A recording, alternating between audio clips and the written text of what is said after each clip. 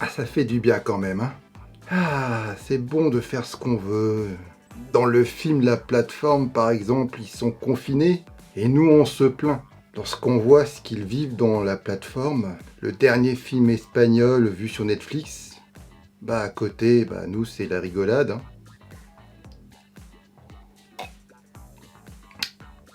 Générique.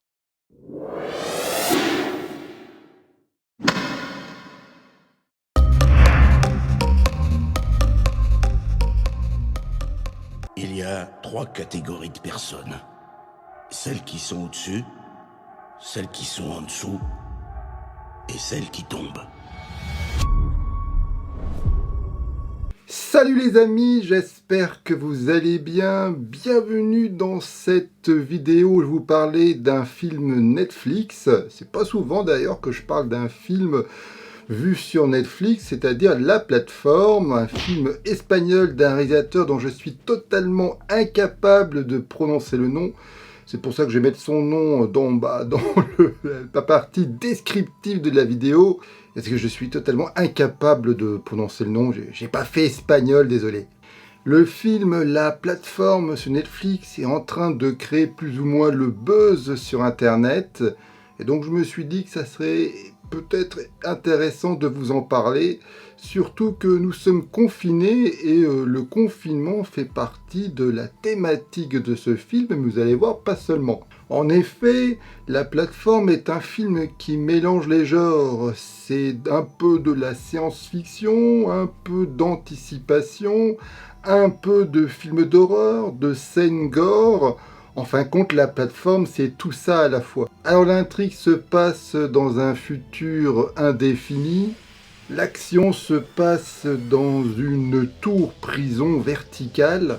Et à chaque étage, représente une cellule de prison. Et dans chaque cellule, il y a 2 prisonniers. Chaque jour, il y a une plateforme qui descend à chaque étage pour distribuer de la nourriture. Résultat, ceux qui sont au début, s'empiffrent comme des malades, même si le temps est limité, ils doivent tout manger avant que la plateforme descende. Comme vous pouvez vous en douter, ceux qui se trouvent en bas n'ont quasiment rien à manger. Alors La Plateforme est un film espagnol du nom d'un réalisateur dont je suis totalement incapable de prononcer, désolé. Mais c'est avec des acteurs connus plus ou moins, et notamment Ivan Messaguet, qui a notamment joué dans Le Labyrinthe de Pan. Le film est sorti au cinéma en Espagne en 2019 et a eu un certain succès. Et il a également eu pas mal de récompenses dans différents festivals comme celui de Toronto. Tout ça pour dire que lorsque Netflix a acheté les droits de ce film, ce film est déjà suivi d'une réputation assez flatteuse. Alors pour moi, La Plateforme, c'est vraiment une bonne, voire même à certains moments, je trouve, une excellente série B. On voit que le budget de ce film est probablement minuscule, mais vu le sujet qu'il raconte, ça ne dérange absolument pas. En termes de référence, on pense bien évidemment à Cube. Il y a dans ce film la même économie de moyens, puisque la cellule de prison qu'on voit dans le film, c'est la même pendant tout au long du long métrage.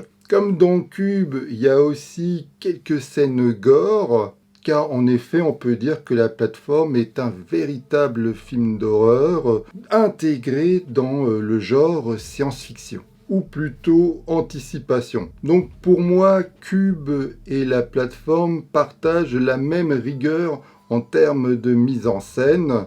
C'est vraiment des films en termes de mise en scène, ils recherchent vraiment l'efficacité absolue. Il n'y a vraiment aucune fioriture dedans, il n'y a vraiment aucune longueur. C'est une série B qui fonce à 100 à l'heure. Tous les deux, ce sont des films vraiment intenses, du début jusqu'à la fin, et on ne s'ennuie vraiment pas. On peut aussi comparer au film The Snowpiercer.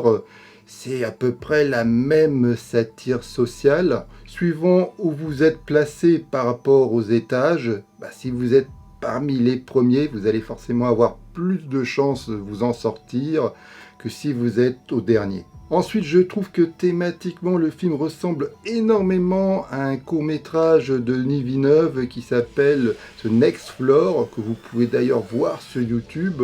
D'ailleurs, je vais mettre les liens de ce court-métrage dans le descriptif de la vidéo, car vous allez voir, lorsque vous allez justement jeter un œil sur ce court-métrage et visionner la plateforme, eh bien les films sont bigrement proches. Tout ça pour dire que La Plateforme, c'est un film qui m'a vraiment marqué. D'abord, on ne s'ennuie pas une seule seconde, il y a beaucoup de suspense, il y a des moments vraiment intenses, c'est parfois très violent, que ce soit physiquement ou psychologiquement surtout.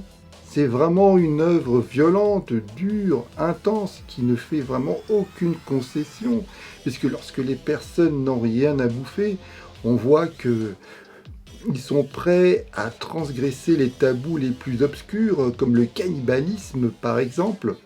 Et lorsqu'on voit ce que les gens sont prêts à faire lorsqu'ils sont confinés, quitte à se taper dessus pour avoir du papier cul, eh bien vous imaginez ce que vous êtes prêt à faire lorsque vous êtes enfermé en bas au dernier étage d'une cellule, que vous n'avez strictement plus rien à bouffer, et vous êtes vraiment prêt à aller très très loin pour vous en sortir.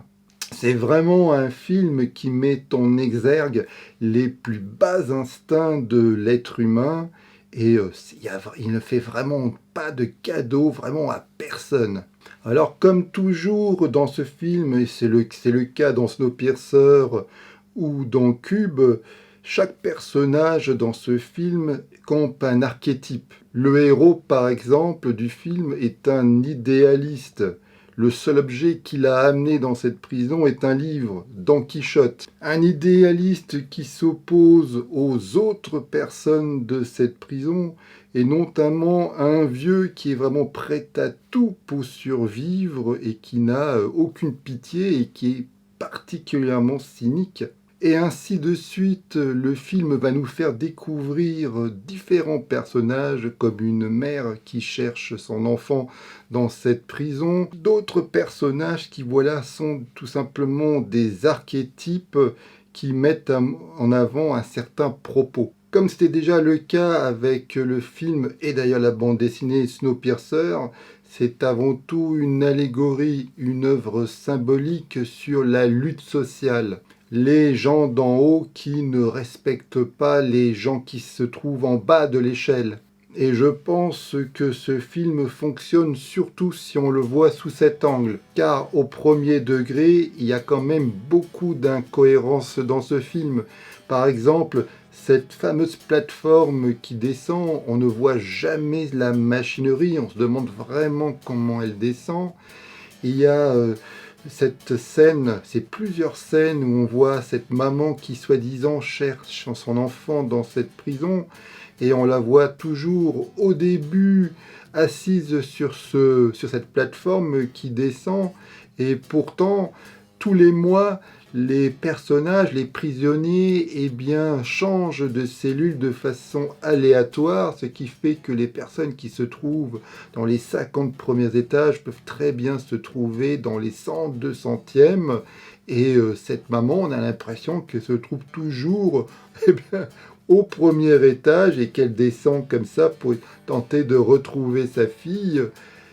C'est pas cohérent. Comment elle fait pour à chaque fois être sur cette plateforme au premier étage?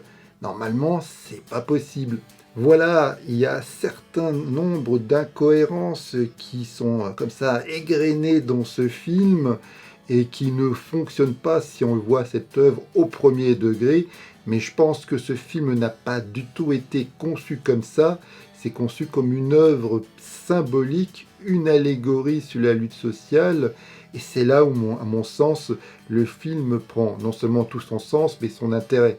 Alors bien évidemment, la plupart des gens qui ont vu ce film se posent des questions par rapport à cette fin qui est non seulement particulièrement ouverte, et également symbolique. Donc je vais devoir spoiler un minimum, donc si vous n'avez pas vu le film, eh bien merci déjà d'avoir regardé cette vidéo jusque-là, likez-la si vous l'avez appréciée, si je vous ai donné envie de voir ce film.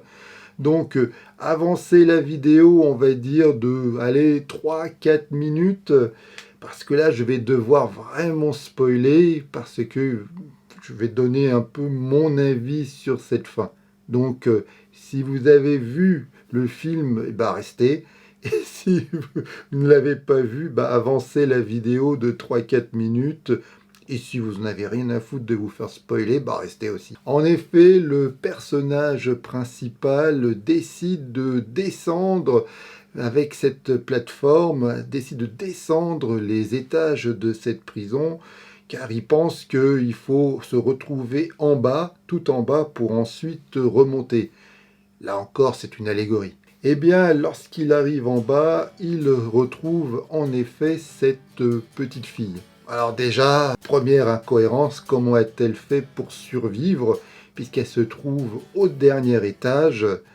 Mais là, on s'en fout, je vous l'ai dit, hein, c'est symbolique. Il faut savoir sur cette plateforme que se trouve à chaque fois un plat, un repas préféré de chaque prisonnier. Normalement, les repas qui se trouvent sur cette plateforme sont suffisants pour tous les prisonniers, mais évidemment, les personnes qui se trouvent au premier étage s'empiffrent et ne laissent rien. Pour moi, cette fille est un personnage qui n'existe pas. C'est un être symbolique, tout comme le panna cotta qui est a priori son dessert favori. En d'autres termes, le panna cotta et la fille, c'est une même entité, on va dire. Cette fille symbolise, à mon sens, l'innocence perdue et malheureusement très vite pervertie pour justement tenter de survivre dans un lieu carcéral aussi cruel et redoutable. Et donc, à mon sens, cette fille symbolise tout simplement, comme je l'ai dit, l'innocence et la lutte sociale. La fameuse lutte des classes dont on parle si souvent actuellement dans notre société. Sinon, franchement, si on voit ce film au premier degré et on se dit que cette fille existe réellement, le film ne fonctionne vraiment pas, faut pas déconner. L'œuvre reste stupide dans ce moment-là. Donc, si vous avez vu le film et vous avez une autre vision de cette fin, n'hésitez pas à me le dire dans les commentaires, ça m'intéresserait de vous lire. Pour moi, la plateforme, c'est vraiment une œuvre mystérieuse, fascinante, qui pose plus de questions qu'il répond. Par exemple, on ne sait absolument rien sur l'univers hors carcéral. On ne sait pas du tout qu'est-ce que c'est que cette société qui gère cette prison. On apprend aussi qu'il y a des personnes qui viennent consciemment dans cette prison pour vivre une expérience, pour avoir des papiers, une attestation de quelque chose. On ne sait pas quoi d'ailleurs. Bref, il y a beaucoup de zones d'ombre dans ce film, ou alors est-ce qu'ils espèrent réaliser une plateforme numéro 2, ce qui est a priori prévu, donc pourquoi pas? Ou est-ce que le réalisateur, scénariste s'en fout totalement puisqu'il voit cette œuvre uniquement comme une allégorie? C'est aussi possible. Bref, pour moi, comme vous l'avez remarqué, c'est une vidéo assez confuse car en effet, la plateforme est un film assez confus car il est assez difficile à analyser rapidement. Pour moi, ce long métrage espagnol est avant tout une assez intéressante présentation de galeries de portraits très typés qui ont tous leurs fonctions, mais c'est normal, hein, dans les huis clos c'est toujours comme ça, et je trouve que c'est plutôt bien géré et que tous les acteurs de ce film sont excellents. C'est une série B horrifique avec ses ingrédients habituels de violence, de tabous transgressés, et lorsqu'on aime ce genre de cinéma, c'est bien évidemment jouissif, surtout que c'est même bien fait. Et puis c'est une œuvre symbolique, une allégorie sur la lutte des classes, ce qui fait que cette série B se passe à un niveau un peu plus au-dessus de la moyenne et qui fait que c'est un film qui marque, qui vous obsède, qui vous fascine bien après sa vision, puisque je l'ai vu il y a 2-3 semaines et j'y réfléchis encore. C'est un film c'est une œuvre à tiroir qui mérite à mon avis plusieurs visions pour en tirer la substantique moelle. En d'autres termes, c'est un film qui mérite plusieurs visions car c'est une œuvre assez riche qui peut dérouter, qui peut choquer, car c'est vraiment un film violent. Il est d'ailleurs interdit aux moins de 18 ans sur Netflix. Mais voilà, c'est une œuvre, je trouve, intelligente, qui a un réel propos, qui raconte vraiment quelque chose d'assez fort. Et moi, je vous engage vivement à regarder la plateforme, de me dire ce que vous en avez pensé. Likez la vidéo si vous avez apprécié mon travail. Partagez la vidéo. Enfin, abonnez-vous à ma chaîne pour ne pas louper la prochaine. Vous savez tout ça. Je vous dis à une prochaine fois. Allez, bye!